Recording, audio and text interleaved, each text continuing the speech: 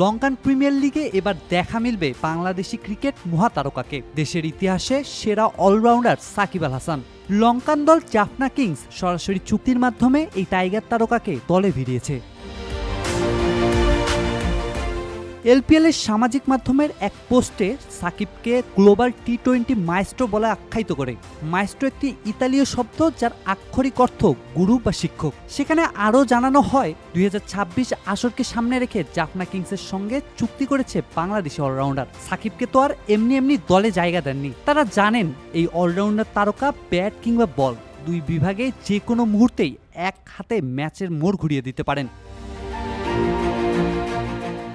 দীর্ঘ সময় ধরে এই সাবেক বাংলাদেশের সাংসদ রয়েছেন দেশান্তরী। 24-এ সে অভ্যুত্থান পরবর্তী সময়ে আর লাল সবুজের দলের হয়ে মাঠে নামেননি এই বাঁহাতি স্পিনার। বাংলাদেশের হয়ে শেষবার মাঠে নেমেছিলেন কানপুরের ইন্ডিয়ার মাটিতে টেস্ট ম্যাচে। তবে তার মাঠে নামা নিয়ে বেশ আলোড়ন সৃষ্টি হয়েছিল। লাল সবুজের জার্সি গায়ে আবার কবে নামবেন এই নিয়েও প্রশ্ন বেশবার উঠেছে। তিনি নিজেও জানিয়েছেন প্রত্যাবর্তনের কথা, তিনি যে নিজেও খেলতে চান। বিসিবির মিডিয়া কমিটির প্রধান আমজাদ হোসেনের কণ্ঠে সম্প্রতি একটি সমীকরণ শোনা গিয়েছিল। সাকিবের ফেরার পথ ঝুলেছিল তিনটি শর্তের উপর: অ্যাভেলেবিলিটি, ফিটনেস এবং অ্যাক্সেসিবিলিটি। অর্থাৎ ব্যাটে বলে ধার থাকার পাশাপাশি মাঠে উপস্থিত থাকার সক্ষমতাও থাকতে হবে। আমজাদ হোসেনের ভাষায় তিনি অপরাধী কিনা তা দেখার দায়িত্ব বিসিবির নয়।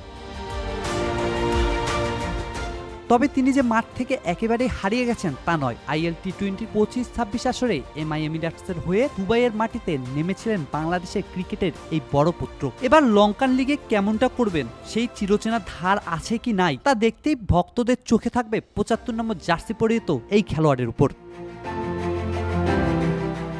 Zubair Hossain Bappi, C sports.